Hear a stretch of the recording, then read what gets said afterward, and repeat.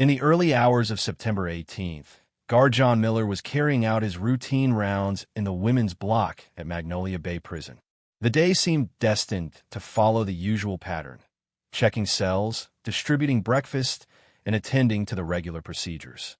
That was until he reached cell number 237, where Sophia Carter was serving her sentence. "Wake up, Carter," Miller called out, tapping his key against the metal bars. When there was no response, he glanced inside and saw the woman lying motionless on her bunk, her back to the wall. A sense of unease gripped John, and his instincts told him something wasn't right. Without hesitation, he unlocked the door and entered the cell. As he touched Sophia's shoulder, a chill ran through him. The body felt unnaturally stiff and cold. Panicked, John immediately shouted into his walkie-talkie, "Code Blue in Cell Block C," activating the prison's emergency protocol for situations involving a dead inmate. In just 20 minutes, Sophia Carter's cell was turned into a crime scene. The prison doctor arrived and tentatively pronounced her dead, estimating the time of death around midnight. Sophia, a 34-year-old inmate, had been found lying on her bed with no signs of struggle or violence. At first glance, it could have appeared to be a natural death. But then something unusual caught the doctor's eye. Strange bluish stains were visible on her neck and the insides of her wrists. Warden Elizabeth Stone, her face unreadable but her eyes betraying concern, ordered that the police and medical examiner be contacted immediately. By 9 a.m., Detective Thomas Reed, a tall man with a military posture and piercing gray eyes, arrived at Magnolia Bay. Known for his methodical and persistent nature, Reed was accustomed to untangling complicated cases. He was met by the warden, a no-nonsense woman whose graying hair was pulled into a tight bun. "We've kept the scene intact, Detective," Warden Stone said, leading him through the facility's security measures. Sophia Carter had been serving a 5-year sentence for fraud and forgery, with a reputation for exemplary behavior and no prior incidents. Reed nodded, taking notes in his notebook, then entered the cell, where forensic expert Michael Hayes was already conducting an initial examination of the body. "What do we have, Michael?" Reed asked as he donned a pair of gloves. "Looks like strangulation at first glance, probably with a pillow or some soft object," Hayes responded, carefully inspecting the body. "What's odd, though, is there's no sign of a struggle. Nothing under her fingernails, nothing on her body. It's like she didn't fight back, or she was unconscious." Reed scrutinized the cell. It was a small, sparse space, about 10 feet by 6 feet, containing a bunk, a metal table bolted to the floor, a toilet, and a sink. On the table were several books, photographs, and letters, all neatly arranged. "Something's off," Reed muttered, examining the contents of the drawer under the bunk. "It's too clean, like someone cleaned up before they died." A strange detail caught his eye, a wet spot on the sheet where Sophia's head had rested. He pointed to it. "Michael, check this out." Hayes treated the stain with a special solution, which changed color. "Kaliva," Hayes confirmed. "Could be vomit or frothing in the mouth. We'll need to run toxicology tests." Reed's sharp eyes then picked up another anomaly: thin scratches on the floor near the bed, as if something heavy had been moved recently. It was an unsettling discovery. An hour later, Sophia Carter's body was sent to the morgue for an autopsy, and Reed began interviewing the staff. The first person he spoke to was the guard who had found the body, John Miller. "She was a quiet prisoner," Miller said, nervously tapping his fingers on his desk. "Kept to herself. She didn't cause any trouble, but recently she seemed cheerful." "Cheerful?" Reed asked, raising an eyebrow. "What do you mean by that?" "Well, smiling more, singing sometimes." "I'd never noticed that before," Miller replied, his voice trailing off. Next, Reed interviewed the night guard from the previous evening, Mark Davidson. A middle-aged man with an unremarkable appearance and calm eyes, Davidson was asked whether he'd noticed anything unusual. Davidson tensed slightly, a subtle change that didn't go unnoticed by Reed. "Did you see anything odd?" Reed pressed, carefully watching the guard's reaction. Davidson paused, his eyes shifting before he answered. "No, Detective. Nothing out of the ordinary." Reed didn't believe him, but he moved on with the investigation. Something about the guard's response didn't sit well with him. As the case continued to unfold, the strange details began to build a disturbing picture of Sophia Carter's death, a picture that only deepened with every discovery. What had seemed like a routine death in prison now appeared to be something far darker. With every interview, every clue, Reed knew he was on the verge of uncovering a deep and dangerous secret, one that had been hidden in plain sight. Detective Thomas Reed kept his voice steady as he continued his questioning. It was business as usual, he said. At 10 p.m., prisoner Carter was in her cell reading a book. At 11 p.m., lights out, everything quiet. You didn't check her again? Davidson, the guard, answered without hesitation. We do rounds every 2 hours. At 1 a.m., I walked by her cell. It was dark and quiet. Something in his response set off alarm bells for Reed, but he couldn't put his finger on it. The detective decided to hold off on further questioning until the autopsy results came in. That evening, forensic expert Michael Hayes called with new information. I have something interesting for you, Thomas. Cause of death was strangulation, just like I suspected. But there's more. Reed leaned in, sensing something bigger was at play. What else? The woman was pregnant, about 12 weeks along. Reed whistled, clearly surprised. That's an interesting twist. Did anyone at the prison know about this? Apparently not, Hayes replied. There's nothing in the medical records about it. She was hiding it, or somebody cleaned up the records. Reed finished for him. I'll bet it's the latter. The next day, Reed returned to Magnolia Bay Prison, this time to speak with Lisa Thompson, Sophia's cellmate. Lisa was a thin woman with sharp features and a weary gaze. She hesitated at first, reluctant to answer Reed's questions. But when Reed mentioned the pregnancy, her attitude shifted. Did she tell you? Lisa leaned forward, her voice a mixture of curiosity and concern. No, Reed replied.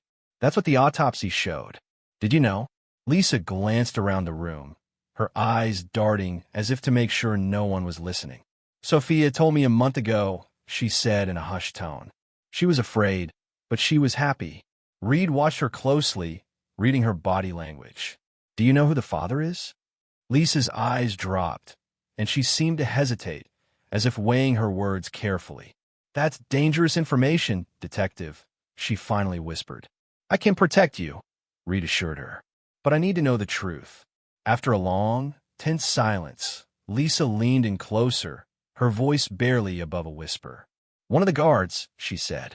I don't know who exactly, she never named names, but they used to meet in the laundry room at night. Sophia said he promised to help her with her parole. When was the last time they saw each other?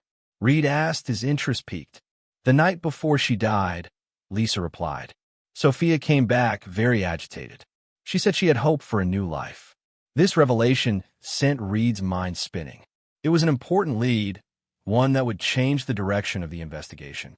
He immediately requested the prison surveillance tapes to confirm Lisa's story. But to his surprise, the prison administration denied his request.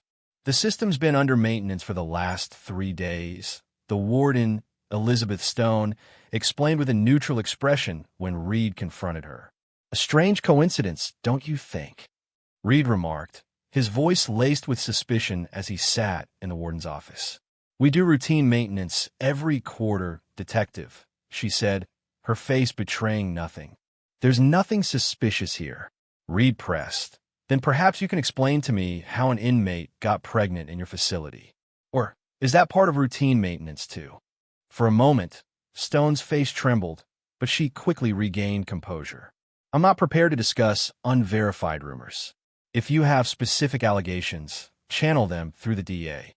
They're not rumors. They're autopsy results, Reed countered. And I want to know which of your employees had access to cell block C on the night of September 17th. Stone reluctantly agreed. I'll give you a list of those on duty, but I insist that you proceed with caution.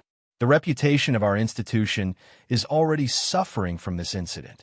After receiving the list, Reed saw that Mark Davidson was indeed on duty that night, but there were also 2 other guards and a nurse making round with medication. Reed decided to question Davidson again, but when he called the guards home, the phone went unanswered.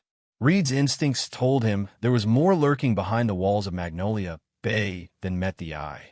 Sophia Carter's death was becoming more mysterious with every new detail, and the resistance he encountered from the prison staff only deepened his suspicions. "I'm not leaving here until I find out the truth," he promised Lisa Thompson before he left. Lisa's face was grim as she warned him, "Be careful, detective. Everything within these walls has eyes and ears." As Reed left the prison, he caught the watchful gaze of one of the guards. Their eyes met for a moment, and the guard quickly looked away. Reed's intuition told him he was on the right track, but he also felt the danger that lurked ahead. Back in his office, Reed spread out the documents from Sophia Carter's personnel file: photographs, police reports, court records, anything that could shed light on the life of the woman found dead in her cell. Sophia Carter had been born in San Antonio, Texas, to a Mexican family. Sophia Carter's life story was a series of struggles, setbacks, and quiet resilience. Born to immigrant parents, her father worked construction while her mother cleaned motel rooms. Sophia's early years were marked by financial hardship, which shaped her future. She graduated from high school and briefly attended college to study accounting, but she was forced to drop out due to mounting financial pressures. With few options, Sophia worked a string of low-paying jobs, trying to make ends meet. Her life took a turn when she married Jorge Carter, but their union was short-lived, ending in divorce after just 3 years. By the time she was 28, Sophia was arrested for petty fraud after forging an employer's check. She was given probation, but it wasn't long before she found herself entangled in another criminal act. Seeking a fresh start, she moved to New Orleans and secured a secretarial position at the law firm of Turner & Associates. But her story didn't end there. Reed, studying the details of her last arrest, frowned. Sophia had been convicted of a series of fraudulent activities involving the law firm's clients. She had created fake accounts and transferred nearly $150,000 to shell companies. The scam was far more complex than one would expect from a secretary with no specialized training. Reed muttered to himself, "It doesn't add up." He paused when he saw the name of Sophia's lawyer, Samuel Turner, the son of the law firm's owner. Reed raised an eyebrow. It was odd that the very family impacted by her actions had provided her with a defense. Even more curious was the fact that, through Turner's efforts, Sophia received only 5 years in prison, a fraction of the potential 15-year sentence. Reed jotted down Turner's name, deciding to revisit this information later. Was Sophia the true perpetrator, or had she been made into a convenient scapegoat? Reed's next lead was Mark Davidson, the guard on duty when Sophia was found dead. The detective requested Davidson's personnel file from the prison's Human Resources Department. "Is Davidson still missing?" Reed asked, speaking to a female employee at the prison. "Yeah, he took a week's leave of absence," she replied. "Said it was for a family emergency." "That's quite a coincidence, don't you think?" Reed remarked, right after an inmate dies in his cell block. After receiving Davidson's file, Reed learned a few key details. The guard had been working in the penal system for 12 years, the last 5 of them spent at Magnolia Bay. Davidson was divorced, had no children, and lived in a quiet suburban neighborhood near New Orleans. His references were positive, and his record was unremarkable. Reed decided to pay Davidson a visit. The one-story house was well-kept but appeared deserted. He knocked on the door, but received no response. A neighbor, an elderly woman watering her flowers, said she hadn't seen Mark in days. "He's usually so punctual, always says hello," she said, her voice soft with concern. "But since Monday, his car's been gone." Reed left his business card with the neighbor, asking her to contact him if Davidson returned. He then headed back to the station, where he was met with a surprise. A message from an officer saying that Mark Davidson had come to the police station himself and was asking to speak with the detective handling the Sophia Carter case. Reed met Davidson in the interrogation room. The guard was visibly exhausted, his eyes red from lack of sleep, with a few days' worth of stubble on his face. His hands nervously tapped the desk. "Thank you for coming in, Mr. Davidson," Reed began, turning on the tape recorder. "You wanted to talk to me." "I know you're looking for me," Davidson replied, his voice steady but with an edge of tension. "And I understand how it looks. My sudden disappearance after what happened to Sophia. I get it. It looks like an admission of guilt. Reed raised an eyebrow. So, you're saying you didn't kill her? I swear, I didn't, Davidson said quickly. But yes, I was more familiar with her than I should have been. His shoulders slumped as he lowered his head. We had a relationship. I know I broke all the rules, jeopardized my career, but I really loved her. Reed studied him closely. And you knew about the pregnancy? Davidson's voice trembled. Sophia told me 2 weeks before she died. I was shocked but happy. We were planning for the future. I even applied for a transfer to another prison, so when she was released, we could be together without complications. Reed pressed on. Then why did you run away after she died? Davidson's face hardened, and his voice became more frantic. I was afraid. I was the last person to see her alive. We met in the laundry room, as usual. Sophia was excited, saying she'd found something that could shorten her sentence. Something to do with her case and the people who framed her. Reed stepped closer. What kind of information? She didn't say specifically, Davidson replied. She was afraid it was dangerous. She wanted to consult with her former lawyer, Turner, first. They were scheduled to meet the next day, but that never happened. Reed noted this. So you were off duty at 2 a.m., and you handed over the shift to Harry Peterson. Sophia was alive and well when you last saw her. Davidson nodded. Yeah, I got off duty at 2 a.m. Sophia was fine. The last time I saw her, she was walking back to her cell. Why should I believe you? Reed asked, his voice sharp. Davidson's eyes flickered with guilt, but he didn't answer. Reed sat back, reviewing everything he'd heard. His investigation was beginning to take unexpected turns. A guard with a hidden relationship, a prisoner with secrets, and an unborn child. Sophia Carter's death was becoming more complex by the hour. I have no motive to kill her, Davidson insisted, his voice shaking with desperation. I love Sophia.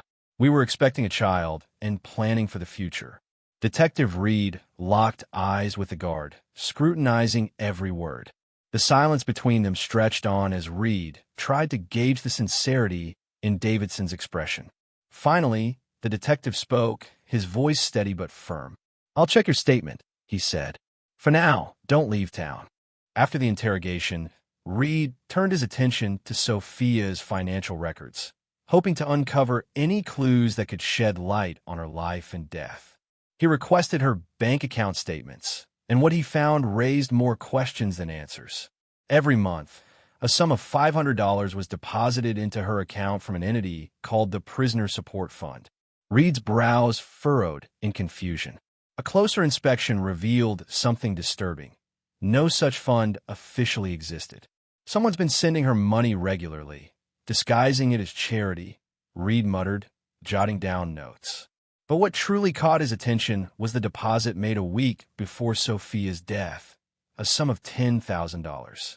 The source of this money was untraceable, adding another layer of mystery to her case. Determined to uncover the truth, Reed returned to Magnolia Bay Prison to conduct another search of Sophia's cell. This time, as he scrutinized the small, sterile room, something unusual caught his eye. One of the metal table legs was slightly shorter than the others, prompting Reed to ask the officer accompanying him for a screwdriver. As he unscrewed the leg, a folded notebook wrapped in polyethylene fell out. Sophia's diary. Back at the station, Reed began reading through the diary. The first few entries chronicled the mundane aspects of daily life behind bars. But about a year into her sentence, the tone shifted. One entry read, "Saw Stone talking to that man again today. Money handed over right in her office. No one notices, but I can see it. The packages come every Tuesday, a white van with a laundromat logo on it. But it's not laundry. Not laundry at all. Mark doesn't know anything. He's better off staying in the dark. He's a good man. I don't want him involved." The final entry, written the night before Sophia's death, was particularly telling. I found proof, documents from the accounting department, copies of transfer confirmations. Turner was right. They're using me as a scapegoat. But now I have a chance to clear my name. Michael Loro, everything changes for me, for our baby, for Mark. Reed closed the journal. The pieces of the puzzle starting to fall into place.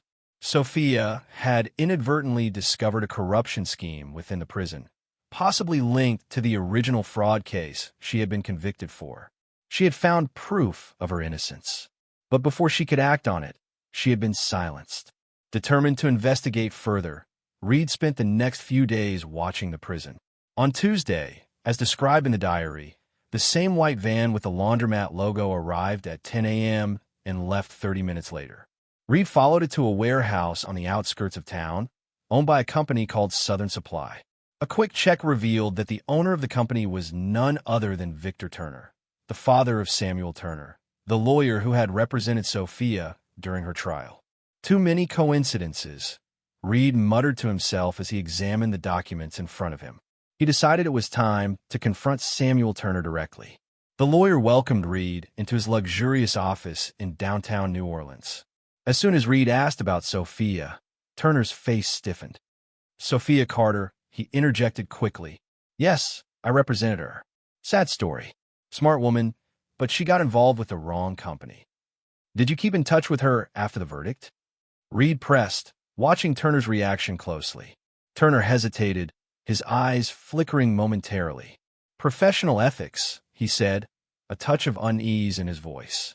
I try to keep an eye on my clients, even the ones who steal from your father. Reed raised an eyebrow. Especially those. The lawyer's jaw tightened, and after a long pause, he responded, sometimes people deserve a second chance. You had an appointment with her for the day she died. Why didn't she show up? Reed asked, his voice sharp. Turner's complexion turned pale. How did you know that? He asked, his voice betraying him. That's privileged information, Turner continued, his usual professional demeanor now cracking. Sophia is dead, Mr. Turner. Confidentiality is no longer as important as establishing the truth. The lawyer sat back, his hands clenched together. Reed could see the weight of the situation bearing down on him. After a long, silent moment, Turner sighed heavily. She said she'd found proof of her innocence, that she'd been framed, but she didn't show up for the meeting. I assumed she'd change her mind. Reed's gaze didn't falter. You didn't think it was odd that she didn't show up and didn't give you a heads up? Turner shifted in his seat. Things happen in prison, detective. I thought she wasn't allowed out for the meeting. Reed's mind was racing. Sophia had claimed to have found evidence that could clear her name, but now she was dead. The pieces were slowly connecting. The corruption in the prison, the involvement of Samuel Turner's family, the unexplained money flowing into Sophia's account. It all pointed towards something much bigger.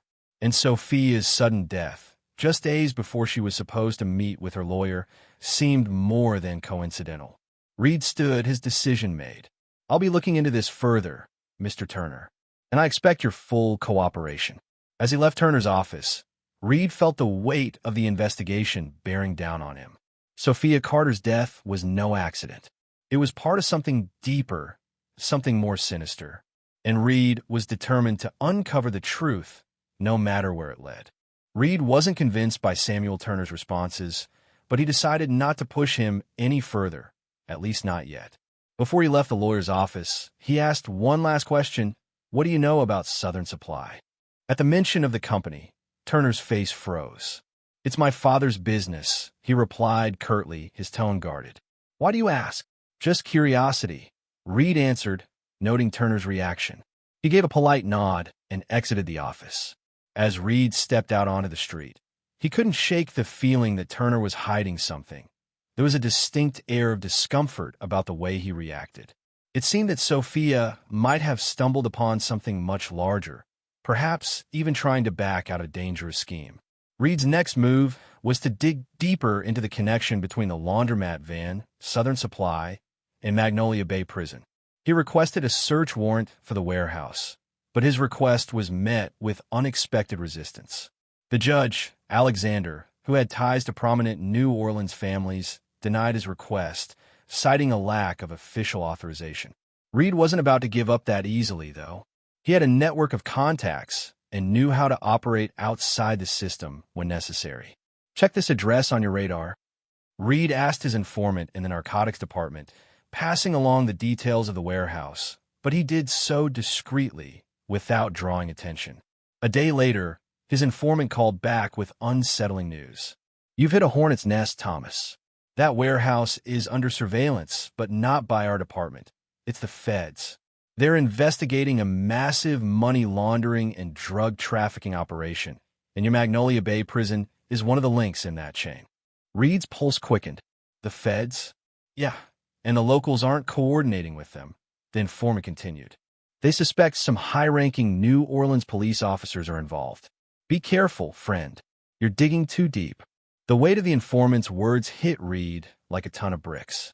If Sophia had uncovered something linked to this major operation, she had likely become a target. Her life was in jeopardy. Reed now understood why the investigation into her death had been stalling. That evening, Reed returned to Sophia's diary, carefully rereading the entries. He needed something more, a specific name or a clue that could lead him closer to the truth. One entry caught his attention. Saw a new shipment today. Boxes labeled medical supplies. They were taken to Office D in the administration wing. There, they were received by a man in a suit. Everyone calls him the judge. Reed stopped reading.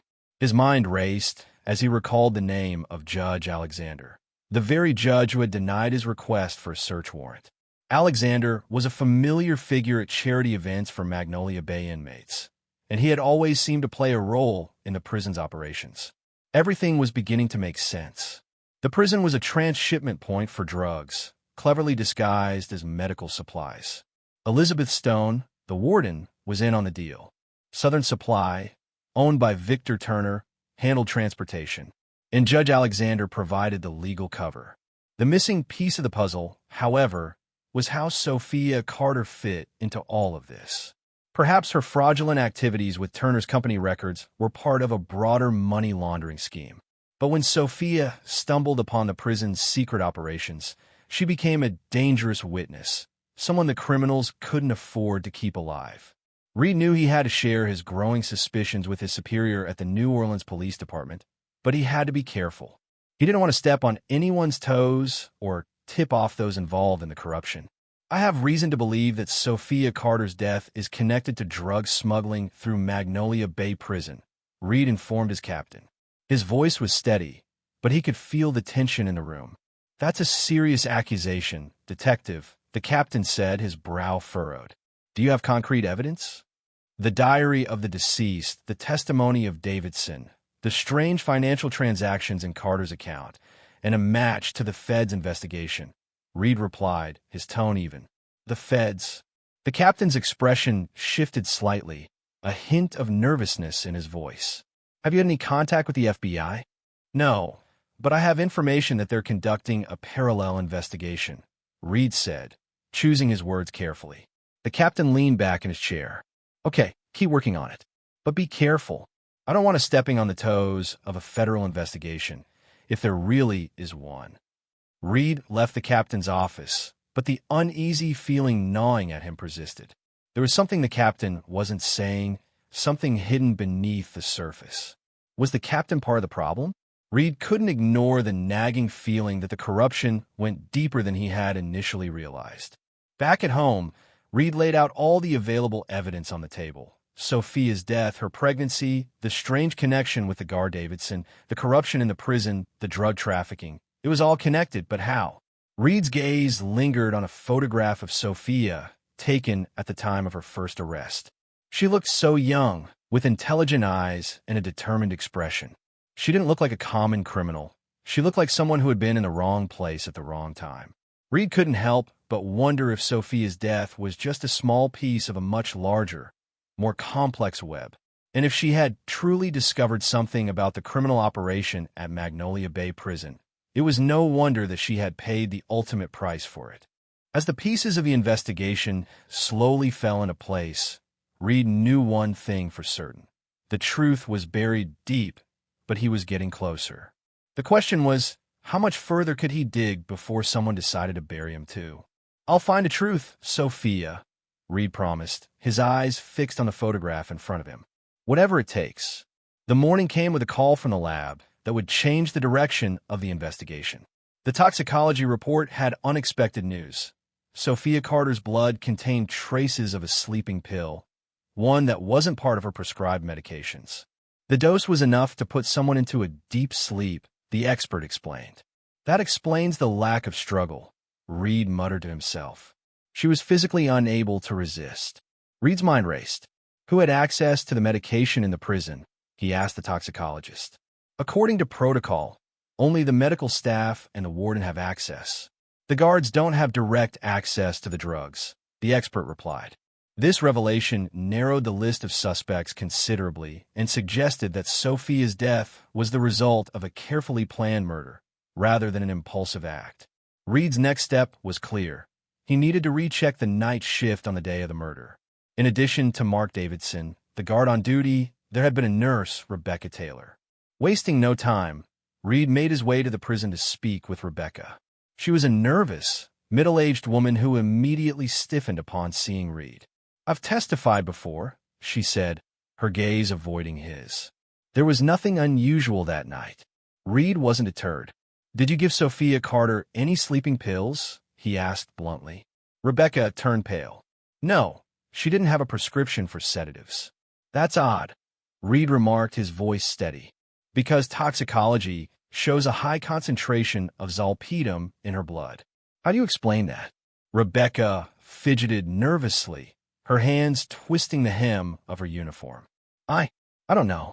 Maybe she got it unofficially. Some inmates exchange medications. Or maybe someone on staff gave it to her without a note in her medical records." She hesitated, then added, "Look, detective, I'm just doing my job. I don't want any trouble." "There's already trouble," Reed pointed out. "The woman's dead. If you know something and you're hiding it, that makes you an accessory to murder." After a long silence, Rebecca spoke quietly. "That night, Miss Stone called me into her office. She said Carter needed a sedative because she was agitated and might hurt herself. I gave her the standard dosage and wrote it in the dispensing log, but not in the patient's medical records. Miss Stone said she would make the entry herself." Rebecca swallowed nervously. "The next day, the log was gone. When I asked about it, I was told there had been a mistake and that the old log had been destroyed according to protocol." Reed's mind churned. This conversation confirmed his suspicions. Warden Stone was involved in Sophia Carter's death. But the question remained, was she a direct perpetrator or just an accomplice? Reed's determination hardened. He had to investigate further. Sophia's diary mentioned documents that could prove her innocence, and Reed believed those documents were hidden somewhere. He returned to Sophia's cell, methodically inspecting every corner of the room. A small crack in a wall near the ventilation grate caught his attention. Upon closer inspection, Reed noticed signs of recent tampering. Someone had peeled away the mortar between the bricks. "I need a flashlight and a thin tool," Reed requested from the guard who was with him. With the tools in hand, Reed used a long pair of tweezers to extract a small plastic bag containing documents rolled into a tube from the crack. The documents inside were copies of wire transfers, receipts, and memos, all indicating that large sums of money had flowed through Southern Supply, which were then distributed to accounts tied to the prison administration. One document, in particular, caught Reed's eye, a copy of an order transferring $100,000 to an account at a bank in the Cayman Islands. The signature on the document belonged to none other than Elizabeth Stone. Armed with this new evidence, Reed went straight to Warden Stone's office. She greeted him with cold politeness, her expression carefully neutral. "What can I do for you, detective?" she asked. "Are you making any progress in your investigation?" "More than that," Reed replied, laying out the documents he had found in front of her. "Would you like to explain these financial transactions, Miss Stone?" The warden's face turned ashen, but she quickly regained her composure. "These are confidential prison records," she said, her voice tight. Reed didn't flinch. "These records show a direct link between Southern Supply and illegal financial activity involving this prison," he pressed. "These are your signature on these documents. So, I'll ask again, what can you tell me about these transactions?" For the first time, the mask of composure slipped from Warden Stone's face. She looked down at the papers, her fingers twitching as if she might reach for them. But she stopped herself. "I don't know what you think you're implying, detective, but this facility is under my watch. I run things by the book," she said, her voice becoming more defensive. Reed leaned in, his tone soft but unyielding.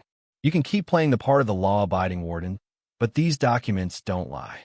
You're involved in something much bigger than you're letting on. Warden Stone remained silent, her jaw set. Reed knew she was calculating her next move, but he wasn't about to give up now. "You're not going to get away with this," Reed said quietly. "This is just the beginning. The truth about Sophia Carter's death is coming out, and you're not going to stop it." He left the office with the documents in hand, his mind racing. Each clue, each revelation, was drawing him closer to unraveling the dangerous web of corruption within Magnolia Bay Prison. But the more Reed uncovered, the more he realized how deep the conspiracy ran and how dangerous the people involved were. One thing was certain: this case was far from over. "Where did you get these?" Warden Stone's voice remained steady, though there was a flicker of fear in her eyes. "They were hidden in Sophia Carter's cell, the same inmate who died after you personally ordered her to be sedated, without any note in her medical records. These are serious allegations, Detective. Do you have any evidence besides the word of a nervous nurse and some paperwork that might have been forged?" Stone continued, her tone defensive. Reed stood firm, his gaze unflinching. "There's Sophia's diary, where she describes a scheme to smuggle drugs through your prison. There's Mark Davidson's testimony about Sophia planning to meet with an attorney to hand over evidence of her innocence. And there are toxicology results confirming the violent nature of her death." Stone fell silent, clearly considering the situation. After a long pause, she sighed heavily. "You don't realize what you've gotten yourself into, Detective. This is much bigger than the death of one inmate." Reed raised an eyebrow. "Then explain it to me." "Magnolia Bay is just a small part of the system," Stone began. "Drug operations, money laundering, it's all controlled by people you'll never get to. Judges, prosecutors, politicians. A lot of people are involved, and you decided to join this lucrative business too." "I didn't have a choice," Stone retorted. "When I was appointed to this position 5 years ago, the system was already in place. They just explained the rules of the game to me. And Sophia just happened to know the rules," Reed said, his voice low. "She was smart enough to gather evidence." Stone shook her head. "That stupid girl thought she could use the information to buy herself an early release. She didn't realize the forces she was playing with." "So you killed her?" Reed asked, his voice sharp. Stone looked at Reed in surprise. "Me? No, Detective. I did order her to be sedated, because I was instructed to do so, but I didn't go into her cell that night." "Then who did?" Reed pressed. Stone hesitated, as if weighing whether or not to reveal more. Finally, she spoke. "If you really want to know the truth, talk to Samuel Turner. He came to the prison the night before Sophia died.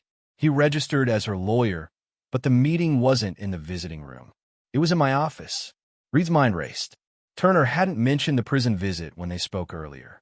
Why would he kill his former client? Stone seemed to anticipate his question. "Because his father is the one running the whole operation," Stone replied. "And because Sophia knew too much about the Turner family. She wasn't just a client of their firm. She had been Samuel's mistress at one time. He got her involved in a scheme to forge documents, and then he set her up when the case started attracting too much attention. Everything started falling into place. Sophia had been the scapegoat in a fraudulent scheme organized by the Turner family. Getting pregnant by a prison guard had been the final straw. Samuel couldn't let his former mistress, who had dangerous information, go free." "Do you have evidence of Turner's presence in the prison that night?" Reed asked, his voice steady. "CCTV," Stone replied. "But the footage is stored on a secure server that only I and state security have access to." "I'll get a warrant for those tapes," Reed said, his resolve hardening. "In the meantime, you remain in custody on suspicion of accessory to murder and corruption." Calling for backup, Reed formally arrested Elizabeth Stone. She didn't resist, realizing the game was up. With the warrant in hand, Reed returned to the prison to access the surveillance footage. Sure enough, the cameras recorded Samuel Turner's arrival at 7 p.m. the evening before Sophia's death. He spent about an hour in the warden's office. More importantly, a camera in the C-block corridor captured his passage at around 11 p.m. that night, accompanied by a guard. The camera near Sophia's cell was switched off for maintenance, but another camera at the end of the corridor showed Turner leaving the block 20 minutes later. Armed with irrefutable evidence, Reed obtained a warrant for Samuel Turner's arrest. The police team arrived at Turner's office early the next morning. When Turner saw the detective with the warrant, he was stunned. "This is some kind of mistake," Turner muttered, his voice shaky as he was handcuffed. "The only mistake," Reed replied coolly, "is that you underestimated Sophia Carter. She was smarter than you thought." As the handcuffs clicked shut, Reed felt a sense of satisfaction settle in his chest. Sophia had, indeed, outsmarted them all. The investigation had taken a dark and twisted path, leading to this moment of revelation. The truth was finally coming to light, and it wasn't just the end of one life. It was the unraveling of a much larger web of corruption, betrayal, and murder. The case of Sophia Carter's death had begun as a tragic mystery, but it was now a complex puzzle that had begun to reveal its pieces. It was clear that the forces at play were far more dangerous than Reed had initially realized, but he was determined to see this investigation through to the end. Sophia's death was no longer just an isolated incident. It was the beginning of a much larger story, one that involved the lives of many, including powerful figures like Samuel Turner. As Reed left the building with the evidence in hand, he knew the fight was far from over. At the police station, faced with the damning videotapes and Warden Stone's testimony, Samuel Turner finally crumbled. His voice faltered as he spoke. "You don't understand," he began, his eyes filled with desperation. "She threatened to destroy everything, not just the business, but the family's reputation. She kept my letters where I admitted to fraud. When she got pregnant by that security guard, she realized she had leverage. The baby, the evidence, she was ready to burn everything I'd built." Reed's eyes narrowed as he coldly finished the sentence. "So you gave her sleeping pills and then smothered her with a pillow. Cold-blooded murder." "I was protecting my family," Turner repeated, his voice growing weaker. "And yet, you can't prove anything against my father. He has too many connections." But Reed already knew the truth. He had turned over all the evidence he'd gathered to federal agents, who were simultaneously investigating a massive drug trafficking and corruption ring operating across several states. The system was collapsing. Victor Turner, Samuel's father, was arrested at his country home. Judge Alexander, who had denied Reed's request to search the warehouse, was also taken into custody. The operation, which had been running for years, crumbled under the weight of the truth.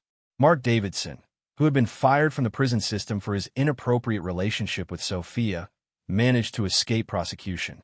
However, his testimony was now a crucial element in the case against the Turners and Warden Stone. Lisa Thompson, Sophia's cellmate and friend, was granted parole in gratitude for her assistance with the investigation. 3 months later, the court handed down its verdict. Samuel Turner was sentenced to life in prison for first-degree murder, while Elizabeth Stone received 15 years for accessory after the fact and corruption. Victor Turner and Judge Alexander were both handed lengthy sentences for running a criminal enterprise and widespread corruption.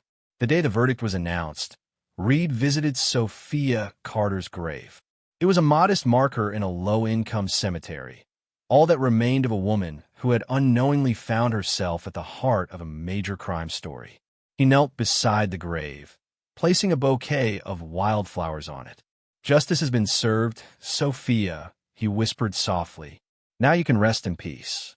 As he walked away from the cemetery, Reed couldn't help but reflect on how easily the system could crush someone without power or connections. Sophia had been victimized not only by her murderer, but also by a corrupt system that had used her and discarded her once she became a threat. In the wake of the trial, Magnolia Bay Prison was temporarily shut down for a complete audit and reorganization. The new administration promised reforms and a greater focus on inmate safety. But Reed knew that fighting systemic corruption was a marathon, not a sprint. For every scheme uncovered, there were countless others operating in the shadows. Mark Davidson moved on with his life, finding work as a security guard at a private company in another state. He occasionally sent letters to Reed, telling him about his new life and his ongoing efforts to forget the tragedy that had cost him the woman he had fallen in love with, under the most unlikely of circumstances. Lisa Thompson, on the other hand, founded a small support group for ex-convicts after her release. She dedicated herself to helping them adjust to life outside of prison. She often spoke of Sophia, describing her as a woman who, even after death, had managed to make a difference in the system. As for Reed, he was promoted to lead a newly formed law enforcement corruption unit. The Sophia Carter case had taught him never to take things at face value and to always look beyond the obvious. He now knew to search for ulterior motives in every case he worked. In the archives of the New Orleans Police Department, a new folder was labeled Case 438, Sophia Carter. Inside were photographs, reports, interview transcripts, and one small, tattered diary. The story of a woman who had simply wanted to start over, but had unwittingly uncovered a criminal network that entangled the entire city. It was also the story of a justice that had come too late. In Reed's office, a new photograph appeared on the wall. It was a snapshot of a smiling Sophia Carter, taken a few months before her arrest. She looked happy, hopeful, unaware of the dark turn her life was about to take. It was a reminder that sometimes the truth is buried beneath layers of corruption and deceit, and it takes someone willing to dig deep to uncover it. But even when justice is finally served, it's often too late for those who have already been lost. At times, while working late on a challenging case, the detective would glance up at the photograph, seeking guidance from the woman whose tragic death had altered so many lives, including his own. It was as if Sophia's smile, frozen in time, was offering silent approval, as though she understood the weight of the journey he was on and the justice he was determined to pursue. Her presence, though gone, remained a guiding force in his life.